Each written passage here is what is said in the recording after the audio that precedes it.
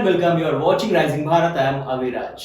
As you know कि India में एक डिजिटल ट्रांसफॉर्मेशन चल रहा है एंड टेक्नोलॉजी बहुत ज्यादा इवॉल्व कर रही है। हम कोई भी सेक्टर देखते हैं, D2C से लेकर फिनटेक से लेकर हेल्थ टेक तक। सो अगर हम इंडिया के हेल्थ इंफ्रास्ट्रक्चर को देखें तो बहुत ज्यादा वो कॉम्प्लेक्स है। एक तरफ हमारे पास इस तरह के बड़े हॉस्पिटल्स हैं, लेकिन दूसरी तरफ जो गवर्नमेंट हेल्थ केयर सिस्टम है, दोनों में बहुत ज्यादा ड्रास्टिक डिफरेंस है।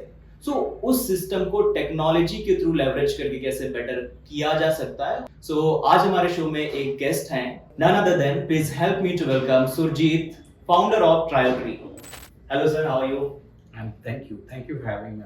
ऐसी कौन सी चीज थी जो आपको लग रही थी कि नहीं, मतलब इस पे तो डिसरप्शन होना चाहिए उस सेक्टर में, लाइक हेल्थ केयर सेक्टर में? तो अगर हेल्थ टेक या health care as a industry देखें, so it is and it will always remain doctor focus, doctor centred. Right. Doctors will always remain at the center of the patient care. Everything else, any technology that you bring in, या paraphernalia of any other department would only help to make doctors serve the patients better. तो हमारा idea यही था कि हम एक ऐसा solution बनाएं जो डॉक्टर्स को अपना काम करने में आसानी हो। अगर पेशेंट अपना रिकॉर्ड भूल जाता है तो डॉक्टर्स को याद करने की जरूरत ना पड़े, वो सिस्टम ऑटोमेटिकली दे दे। 2011 में हमने ये स्टिल्थ मोड में शुरू किया था। जब ये पहली बार आइडिया आया 2012 में हमने फॉर्मली लॉन्च किया। मैंने इंडिया से बाहर के हॉस्पिटल्स में काम किया है। इंडिया के बाहर ये चीजें हो रही थी, इंडिया में आने में टाइम लग गया और हमने ये देखा कि आज नहीं तो कल ये चीज आएगी। इंडिया के बाहर एक डॉक्टर दिन में 20 पेशेंट्स देखते हैं, इंडिया में एक अच्छा डॉक्टर दिन में 100 पेशेंट्स देखते हैं।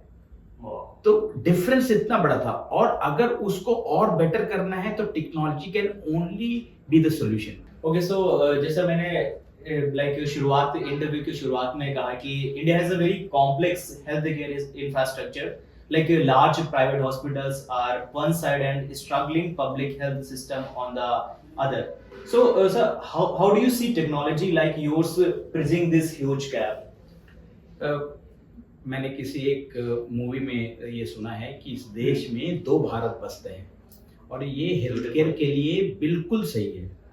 एक तरफ तो आपके पास पब्लिक हेल्थ केयर सेटअप है, एक प्राइवेट हेल्थ केयर सेटअप है। एक तरफ तो हम ये बोल रहे हैं कि हमारे सिटीजन्स को, हमारे पेशेंट्स को बेड्स नहीं मिल रहे। दूसरी तरफ बहुत सारे हॉस्पिटल स्ट्रगल कर रहे हैं फाइनेंशियली, और वो बंद हो रहे हैं क्योंकि उनको पेशेंट्स नहीं मिल रहे। तो ये डाइकोटोमी है। आप एक किसी पब्लिक हॉस्पिटल में चले जाइए, एम्स में चले जाइए, लोग रात के 1 बजे से ओपीडी में लगाने के लिए लाइन लगा रहे हैं। तो ये सबसे बड़ी डाइकोटोमी है आज की डेट में इंडिया में। इसको सॉल्व करना बस टेक्नोलॉजी ही कर सकता है।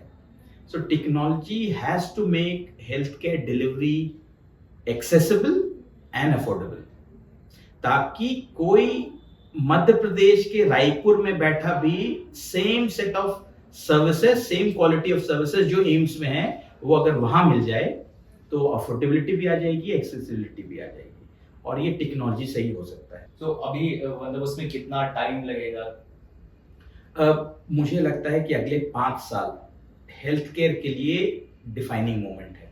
अच्छा, अगर हम बहुत बेसिक में जाते हैं, लाइक कोविड के टाइम पर जब हम देखते हैं कि इंडिया का जो हेल्थ केयर सिस्टम था, लाइक वो मतलब बिल्कुल तबाह था। लोगों के पास बेड्स नहीं थे, हॉस्पिटल्स में बहुत लंबी लाइनें लग रही थी। एक तरफ हम ये सारी चीजें बिल्ड कर रहे हैं कि टेक बिल्ड हो जाए एंड जो हमारे ट्रांसपोर्टेशन की फैसिलिटी है वो अच्छी हो जाए, ट्रैवल बहुत अच्छा हो जाए, ताकि लोग दूसरे स्टेट से दूसरे स्टेट में जा सकें अपने रेगुलर चेकअप्स एंड एवरीथिंग के लिए। बट दूसरी तरफ वहीं पर ये जो सारी चीजें हैं उस पर भी गवर्नमेंट कुछ फोकस कर रही है, या लाइक जो बड़े प्राइवेट प्लेयर्स हैं वो फोकस कर रहे हैं, एंड क्या वो इम्प्रूव हो सकता है, या लाइक अभी पॉसिबिलिटी नहीं नजर आ रही उसकी? बिल्कुल पॉसिबिलिटी नजर आ रही है, और बहुत काम भी हो रहा है इस पे। अगर आप देखें पिछले बजट तक जो हमारी हेल्थ केयर पे स्पेंडिंग गवर्नमेंट का 1.6% था, 1.6 to 1.7%, जो पिछले बजट में बढ़ के 2.2% हो गया है। Of the GDP is the health care spending. Health care spending बस एम्स बनाने के लिए नहीं है, मेडिकल कॉलेजेस, क्योंकि आपको डॉक्टर्स और नर्सेस कहाँ से आएंगे? राइट। आप इतने हॉस्पिटल्स खोलेंगे, प्राइवेट हो या पब्लिक हो, उसके लिए आपको डॉक्टर्स करने की जरूरत है, तो डॉक्टर्स भी आ रहे हैं। गवर्नमेंट ने कुछ स्कीम्स ये भी निकाली हैं, जो लाइफ के एसेंशियल ड्रग्स हैं, जो कैंसर केयर के ड्रग्स हैं, उसको प्राइस अफोर्डेबिलिटी मैट्रिक्स में डाला है। सो इन सब चीजों से हेल्थ केयर बेटर होगा। अगर आप लाइफ एक्सपेक्टेंसी देखें, वो 1947 में 27 से 28 साल था, आज की 65 to 67 इयर्स है, और ये धीरे धीरे बढ़ रहा है। That means essentially health care is improve हो रहा है। Right. जो न्यू बॉर्न्स डेथ है कम हो रही हैं। वो कम हो रही है। ये सब है, लेकिन having said there is a longish road, लेकिन अगला 5 साल हेल्थ केयर के लिए बहुत कुछ बदलने वाला है इंडिया में खासकर। बहुत सारे जो हेल्थ टेक स्टार्टअप्स हैं वो इंडिया में इमर्ज हो रहे हैं, लाइक टेलीमेडिसिन में, एआई डायग्नोस्टिक्स में एंड वेरेबल डेटा एनालिटिक्स में। बट फिर भी जो स्केल है वो लाइक कि एक प्रॉब्लम है अभी तक। ऐसी कौन सी चीज है जिसकी वजह से ये जो स्टार्टअप्स हैं वो स्केल नहीं कर पा रहे हैं? लाइक सिर्फ यूनिकॉर्न बनना ही एक माइलस्टोन नहीं है, बट एक स्केलेबिलिटी जो अचीव करनी चाहिए प्रोडक्ट का या सर्विस का, जो एक एक्सेप्टेंस है, वो क्यों नहीं हो पा रहा है? इसमें दो चीजें हैं प्राइमरली। एक तो बहुत सारे प्रोडक्ट्स जो बन रहे हैं, जो जिसकी बात आपने पहले भी की थी, वो प्रोडक्ट मार्केट फिट। मैं एस्पिरेशनल होके एक प्रोडक्ट बना दूं और मुझे इन्वेस्टमेंट भी मिल जाए, लेकिन इसकी गारंटी नहीं है कि वो प्रोडक्ट चलेगा मार्केट में, क्योंकि am I really solving a problem? तो इसलिए हेल्थ केयर में हम, और कई बार कुछ प्रोडक्ट्स होते हैं जो एक प्रॉब्लम भी सॉल्व कर रहे हैं, लेकिन साइलोस में काम कर रहे हैं, इंडिपेंडेंट प्रॉब्लम सॉल्व कर रहे हैं। देखो वो नीश बहुत है, वो बहुत नीश है और एक चीज के लिए कर रहा है, लेकिन एंड टू एंड नहीं हो पा रहा। अगर आप हेल्थ केयर को देखें तो जब उसमें एक हॉस्पिटल में 40 से 45 डिपार्टमेंट है, या तो आप एक प्रोडक्ट ऐसा बना रहे हैं जो बस एक ही डिपार्टमेंट के लिए काम कर रहा है, तो आपकी स्केलेबिलिटी कम हो जाती है, आपकी अपॉर्चुनिटी कम हो जाती है।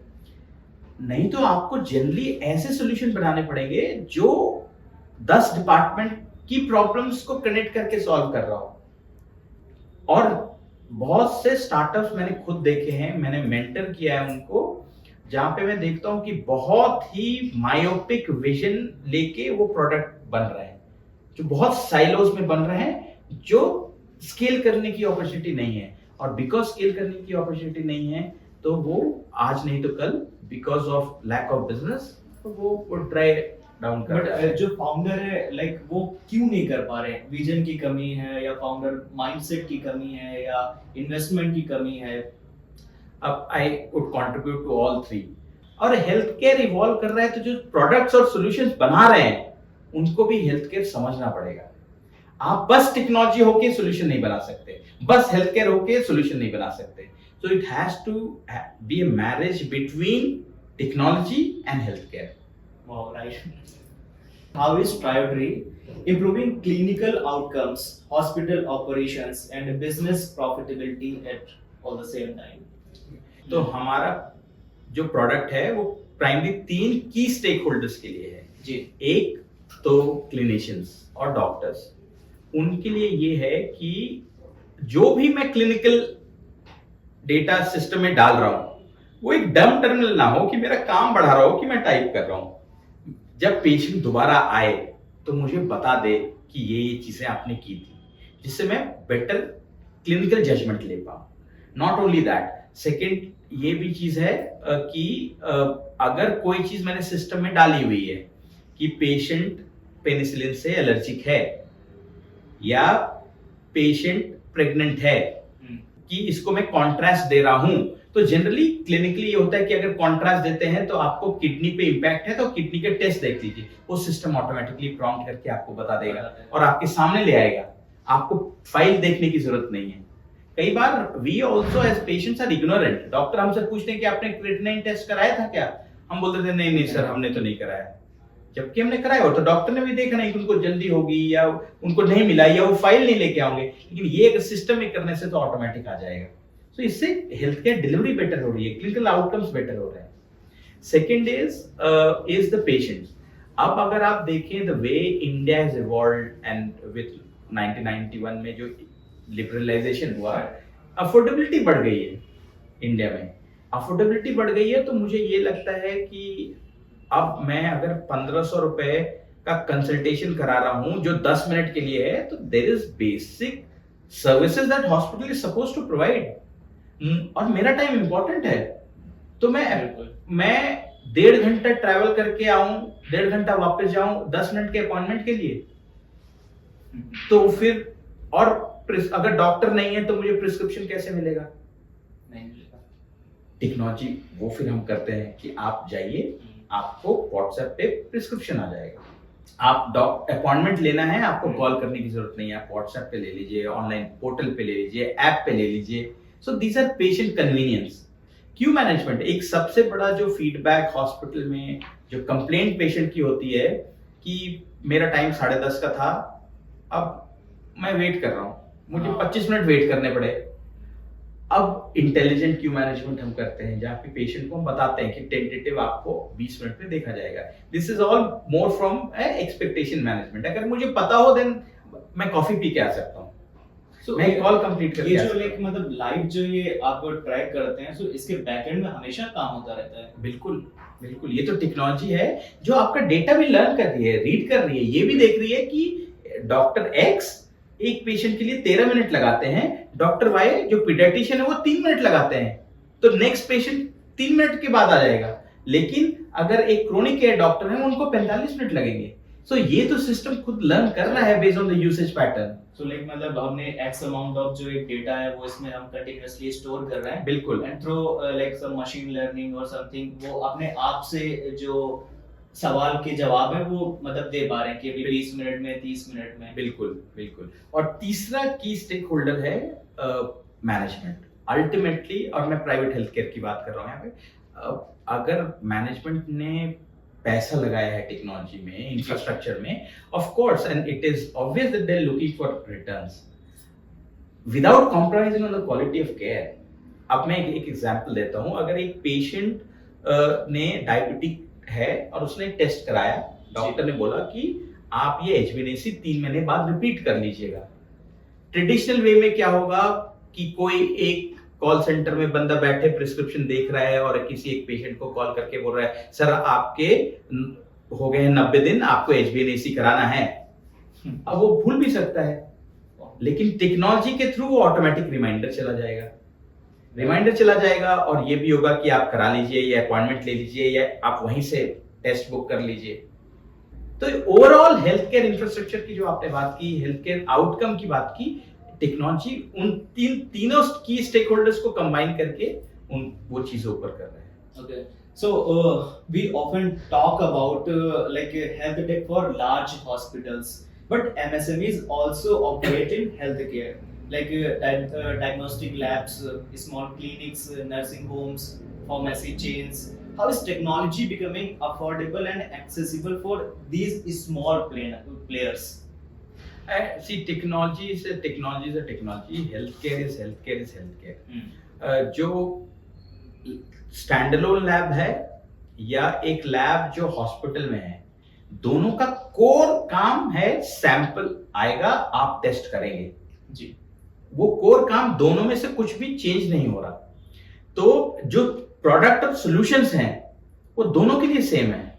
बस ये है कि हॉस्पिटल में लैब एक is one of the departments और बाकी और 40 और अलग डिपार्टमेंट्स हैं। जबकि अगर मैं डायग्नोस्टिक लैब की बात करूं तो उसमें एक ही बंदा रजिस्ट्रेशन बिलिंग भी कर रहा होगा और सैंपल हो सकता है वही बंदा कर रहा हो। तो बस रोल का कॉम्बिनेशन हो सकता है, हेल्थ केयर डिलीवरी सेम है दोनों में, कुछ भी चेंज नहीं हो रहा। बट लाइक जैसे अगर हम यहाँ से टियर 3 सिटी में जाते हैं, वहां पे कोई फार्मेसी है या कोई लैब है, सो लाइक उनके लिए ये टेक्नोलॉजी को यूज करना कितना अफोर्डेबल है? बिल्कुल। तो ये भी जैसे मैंने वो हेल्थ केयर ओवरऑल इंफ्रास्ट्रक्चर की बात की थी, वहां पे भी ये आ जाता है। देखिए, एक हॉस्पिटल जो दिल्ली में है वो आईटी, ये बस सॉफ्टवेयर की नहीं, सॉफ्टवेयर के बैकग्राउंड में जो आईटी इंफ्रास्ट्रक्चर चाहिए, आपको सर्वर्स चाहिए, नेटवर्क चाहिए, फायरवॉल चाहिए, वो सब अफोर्ड कर सकता है। राइट। लेकिन with the telecom boom that we have seen in India, अब जो थर्ड जो क्लाउड की टेक्नोलॉजी भी है, तो टीयर 3 टाउन्स में भी अब मुझे सर्वर लेने की जरूरत नहीं है। आई एज ए फार्मासिस्ट मुझे सर्वर लेने की जरूरत नहीं है, मुझे तो अच्छा बैंडविड्थ ब्रॉडबैंड मिल रहा है, सस्ते में मिल रहा है, वे तो बहुत सस्ते हो गए हैं। तो मुझे सर्वर पे भी नहीं खर्चा करना और इंटरनेट भी अफोर्डेबल है, तो मैं वहां पे भी टेक्नोलॉजी यूज कर पा रहा हूँ।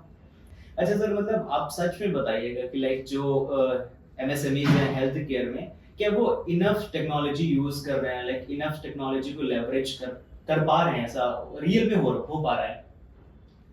इसको मैं दो में ब्रेक करूंगा। एक है जो मेरा कोर काम है, वो टेक्नोलॉजी मैं कर रहा हूँ जी, जैसे पेशेंट की बिलिंग, रजिस्ट्रेशन, और अगर लैब है तो मैं रिपोर्ट मैनुअली ना डालूं, सिस्टम से ऑटोमेटिक रिजल्ट आ जाए, वो कर पा रहे हैं।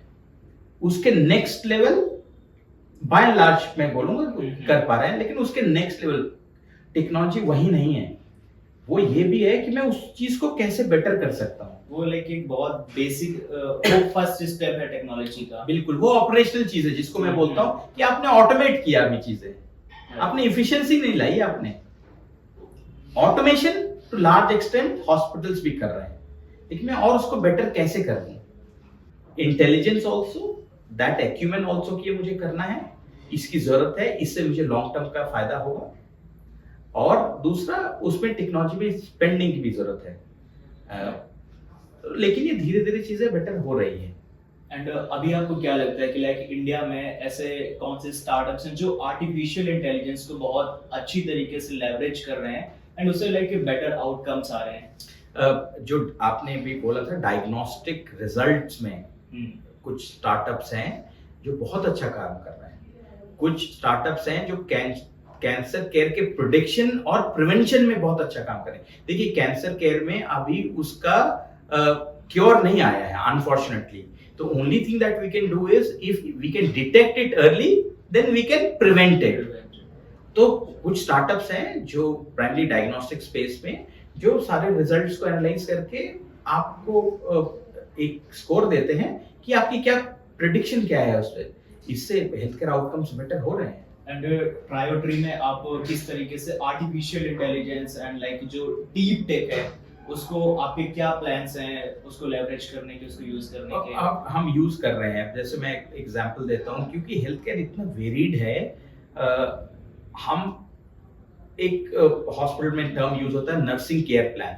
एक पेशेंट आया तो इसकी प्रॉब्लम क्या है, इसकी आउटकम हम कैसे एस्टैब्लिश करेंगे और क्या क्या बीच में चीजें करेंगे।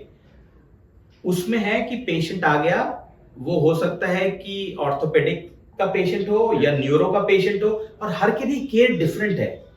अगर ऑर्थोपेडिक है या न्यूरो का है, न्यूरो में भी अगर आप 60 साल से ज्यादा हैं या 13 साल से कम है, आपका केयर डिफरेंट है।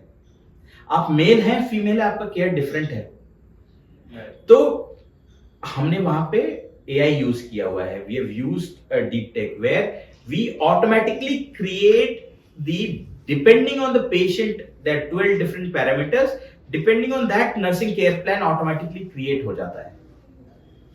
एंड वो चीज ह्यूमन डिपेंडेंट नहीं है, it has scan tons and tons of data and personalised based for this patient, वो आपके सामने आ जाता है। Of course we give the flexibility to the nurses and the doctors कि वो बोले कि नहीं इस पेशेंट के लिए मैं ये चीजें नहीं करना चाहता हूं, but at least by and large system ने आपके लिए वो क्रिएट करके दे दिया।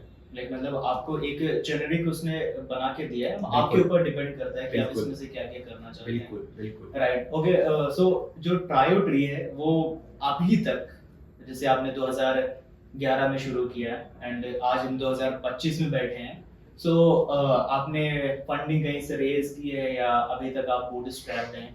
हमने 2016 में फ्रेंड्स एंड फैमिली से फर्स्ट राउंड रेस किया था जी, वो लाइक सम एंजल राउंड, और now we are going for series A. Like now मतलब अभी हम 2025 में प्लान 2025 में हम प्लान कर रहे हैं सीरीज ए के लिए। तो इस फंड्स का आप कैसे यूज करने वाले हैं? तो अभी अगर ट्रायोट्री की बात करें तो we are already operational in 11 different countries across the globe, जी in Middle East, in Far East, in Africa, in South America. Now we want to use these funds to scale our operations. We want to acquire more customers. We have got almost 175 clients that we have all across.